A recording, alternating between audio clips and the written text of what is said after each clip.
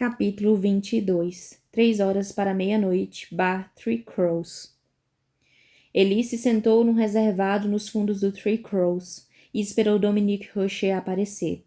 Havia confirmado com o atendente. Rusher vinha toda noite por volta das 9.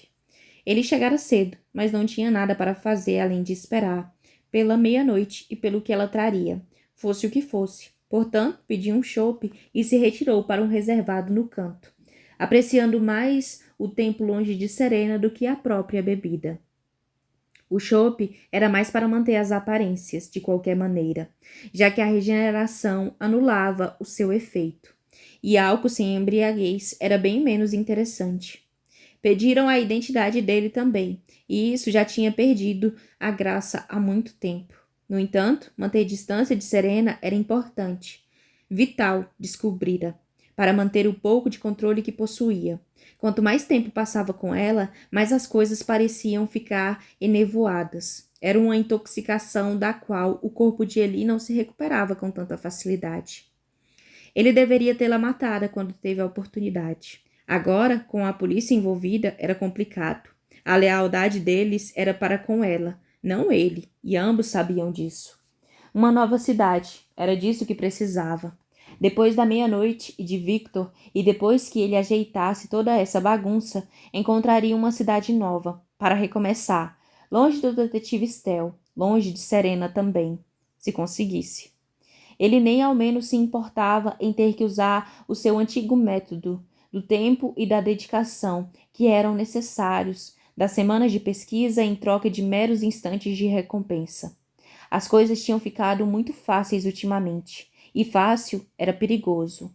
Fácil levava a erros. Serena era um erro. Ele tomou um gole de chope e verificou o celular para ver se havia recebido alguma mensagem. Nada. Ele já caçara ali uma vez há alguns anos, antes de Serena, quando ainda era um fantasma só de passagem. O lugar era barulhento e cheio de gente, feito para quem gostava de caos em vez de tranquilidade. O som ambiente era constituído por corpos, gritaria e música, cuja letra era impossível entender. Era um bom lugar para ficar invisível, para desaparecer, engolido pela luz fraca e pelo reboliço de bêbados, bebedeira e pessoas nervosas. Mas apesar de saber disso, ele não era corajoso nem tolo o suficiente para realizar uma execução pública. Serena podia ter assegurado o apoio da polícia, mas os frequentadores do Three Crows não eram muito chegados a policiais ou à legalidade. Um problema poderia virar uma tragédia num lugar como esse, principalmente sem Serena para acalmar as pessoas. Ele recordou mais uma vez como estava feliz por se ver livre da influência dela, tanto sobre os outros como sobre si mesmo. Agora poderia, por vontade e necessidade, fazer as coisas do seu jeito. Olhou as horas. Menos de 3 horas agora. Até o quê? Victor havia estabelecido o prazo para deixá-lo desconcertado, tenso. Ele perturbava a calma de Ellie feito uma criança, jogando pedrinhas num lago, causando ondas. Ellie o viu fazendo isso e mesmo assim sentiu as ondulações, o que o deixava ainda mais transtornado. Bem, Ellie retomaria o controle da sua mente, da sua vida e da sua noite. Ele passou os dedos pelo círculo deixado pelo copo de chope na velha mesa de madeira, antes de escrever uma única palavra na camada de água. Ever. Capítulo 23. 10 anos antes, Universidade de Lockland. Por que Ever? Victor fez a pergunta do outro lado da mesa. Ellie tinha acabado de morrer. Victor o trouxera de volta à vida. Agora, os dois estavam sentados num bar a poucos quarteirões do apartamento, animados por várias rodadas de chope, ao menos Victor, e pelo fato de que tiveram a sorte de sobreviver a um ataque agudo de estupidez. Mas Ellie se sentia estranho, não mal, só diferente, distante. Ele ainda não conseguia entender muito bem aquilo. No entanto, havia alguma coisa faltando, cuja ausência podia sentir, embora não conseguisse se dar conta da forma. Fisicamente, porém, e supunha que isso era mais importante, levando em conta tudo o que havia acontecido. Ele se sentia bem, de modo persistente e suspeito, já que por algum tempo, naquela noite, ele fora um objeto inanimado em vez de um ser vivo.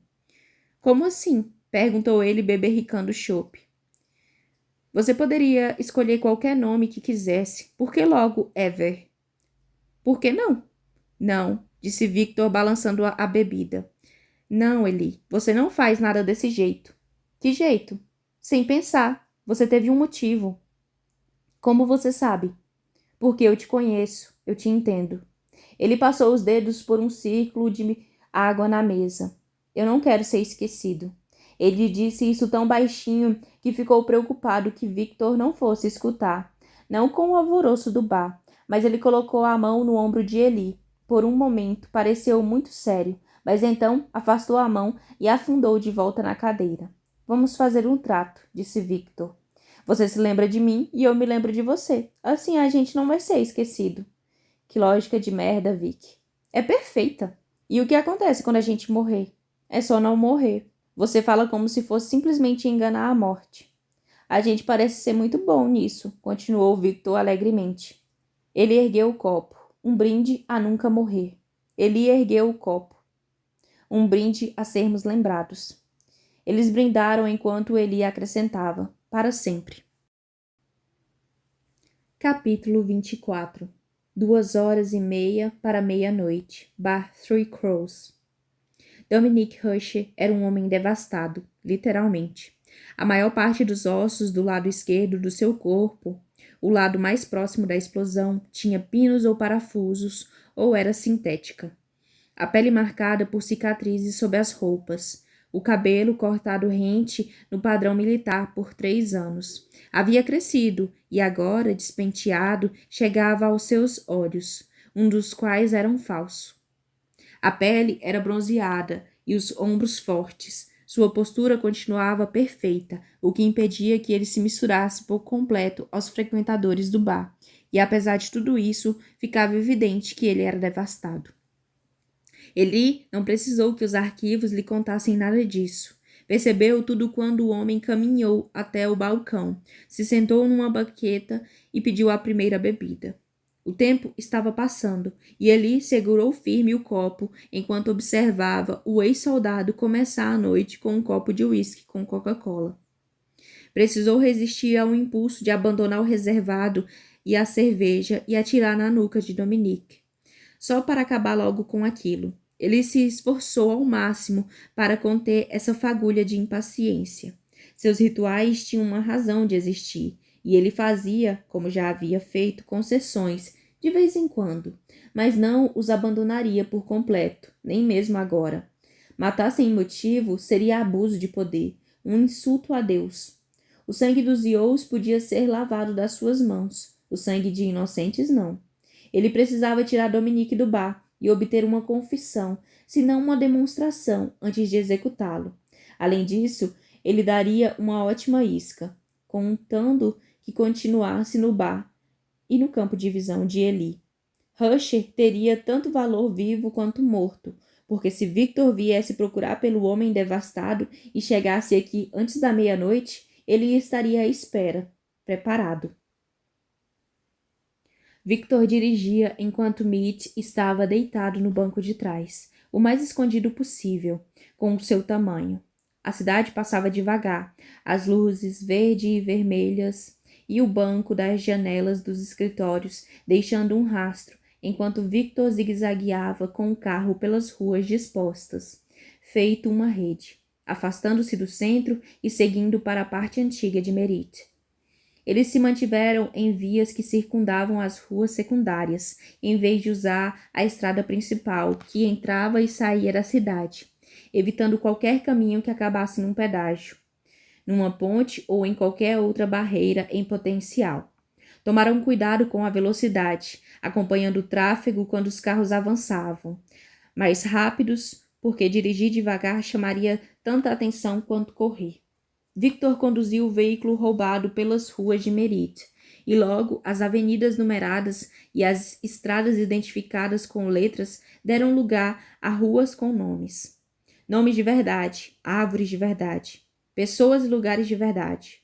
Edifícios amontoados, alguns escuros com janelas e portas cobertas com tábuas e abandonados, outros repletos de vida. Vire à esquerda, disse Mitch, consultando o mapa minúsculo no celular. Victor olhou para o relógio, contou o tempo que estavam levando para chegar ao bar e subtraiu de meia-noite, para descobrir quanto ainda tinham. Ele não podia se atrasar, hoje à noite não. Tentou encontrar a tranquilidade, a paz, mas a agitação tilintava dentro dele feito moedas soltas. Deu batidinhas com a mão livre na perna e suprimiu o sussurro que dizia que aquilo era uma má ideia. Era melhor do que esperar sentado. Além do mais, eles tinham tempo, bastante tempo. Esquerda de novo, indicou Mitch. Victor fez a curva. Eles passaram a primeira metade da viagem repassando o plano, e agora que estava tudo resolvido e a única coisa que faltava era colocá-lo em prática, dirigiam num silêncio pontuado, somente pelas coordenadas de Mitch e pelo tamborilar inquieto de Victor, enquanto passavam por ruas e mais ruas. Enquanto Victor dirigia, Mitch se perguntava se iria sobreviver àquela noite, se Victor também iria sobreviver.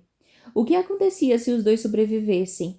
O que Victor faria para ocupar a mente depois que ele se fosse, caso ele se fosse? Mitch se perguntou o que ele faria.